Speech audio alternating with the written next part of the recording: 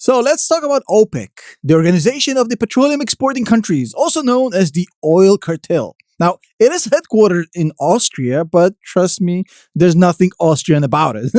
There's a lot of countries there, but none of them are Austria.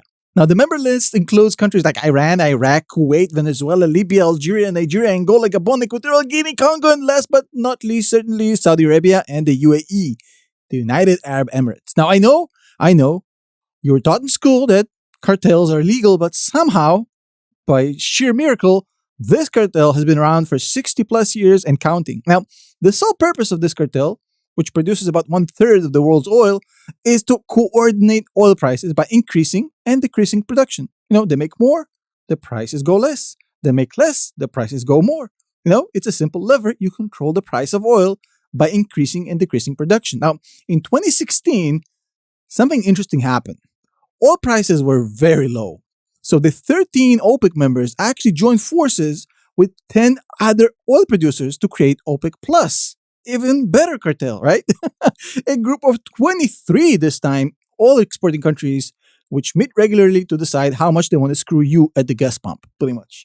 Now, here's another important piece in the puzzle. Saudi Arabia is pretty much the biggest single oil producer within OPEC and OPEC Plus. They produce more than 10 million barrels per day, just getting around that number. And they pretty much call the shots both in OPEC and OPEC Plus. Think of them like the US of NATO. They are the big swinging banana in the room. And what just happened is very interesting. After hitting $120 per barrel just in June, the price plummeted all the way down to $77 per barrel as of the end of September, mainly due to what we've been talking about for weeks, expectations of a slowdown, basically because of an upcoming global recession, right? Cheap oil, this is great for the gas pump. It's awesome for the economy. It's very important in reducing inflation, and it is absolutely critical in winning the US midterm elections in November. Cheap oil, on the other hand, is bad for OPEC Plus members. It's bad for sanction-ridden Russia and Putin, and it's not so amazing for Saudi Arabia. But at the right circumstances, Saudis have been known to take one for the team in order to help the US. Think of it as, I scratch your back, you scratch my back. Not a huge deal, right? Not to mention that, high oil prices, they eventually lead to demand destruction, and they pretty much are not good long-term as a business-making mechanism for OPEC. I mean, if the prices stay too elevated for too long, basically we get demand destruction, the economies go down, and there's less demand for oil long-term.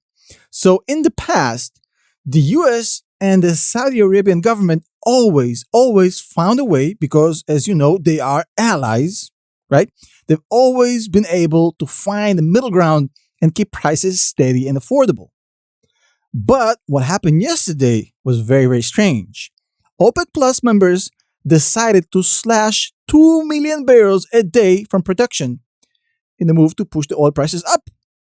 As a result, the price of barrel went up way, way higher, all the way to almost $90 per barrel. So we know the US is energy independent, but oil is actually traded on the global market. So our prices still go up when supply is cut around the world. And by cutting the supply of oil and increasing the global price per barrel, this is going to help oil exporting countries, say Russia, for example, to pay for its war in Ukraine. It will send inflation flying back up in the US after a few months of a slowdown, mainly due to lower oil prices, and it will be a big, big problem for this administration in the upcoming midterms. This is literally the Saudis flipping the middle finger at Biden's face and smiling. But why? Well, remember when 3 months ago Biden went to Saudi Arabia? This was not a social visit. This was all business. This was no accident. He went there to fix shit.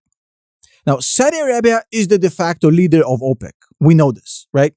This was a desperate attempt by Biden to repair the relations between the US, which is obviously the world's biggest oil consumer, and Saudi Arabia, the biggest crude oil exporter. A relationship that the Biden administration single-handedly destroyed by publicly humiliating the Saudis in general, by cutting ties, and by particularly shaming their de facto leader, Mohammed bin Salman, calling him a pariah.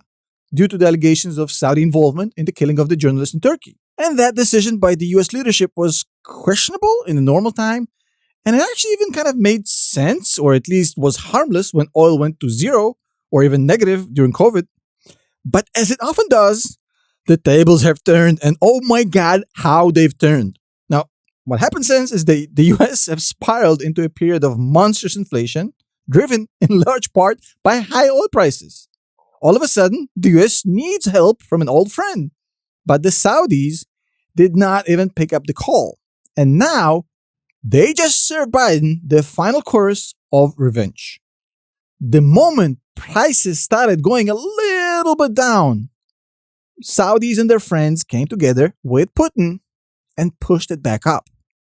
How bad is this? Well, the oil production cut was the biggest OPEC Plus implemented since April 2020, and that was when we thought the world is coming to an end.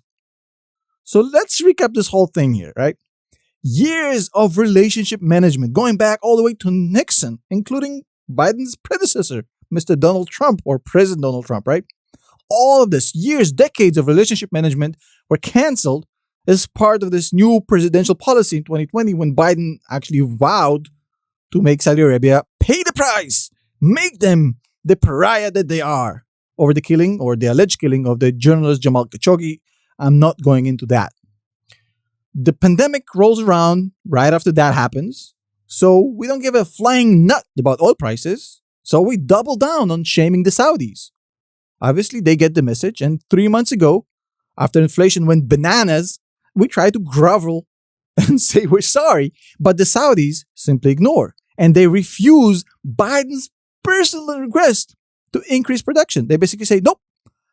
Somehow, by the grace of God, partly by releasing our own emergency reserves and partly due to a global slowdown, we actually get a gift in the form of lower oil prices, below $80. Not cheap, but palatable. Immediately, right there and then, in what seems to be a perfectly timed screw you to the US, the Saudis use OPEC Plus to increase prices back up, push inflation back up, punish Biden in the midterms, and help Putin. Now, this, boys and girls, is what happens when you confuse diplomacy with virtue signaling. And more importantly, it seems that we have taught the Saudis a very important lesson. Don't ever let a good crisis go to waste.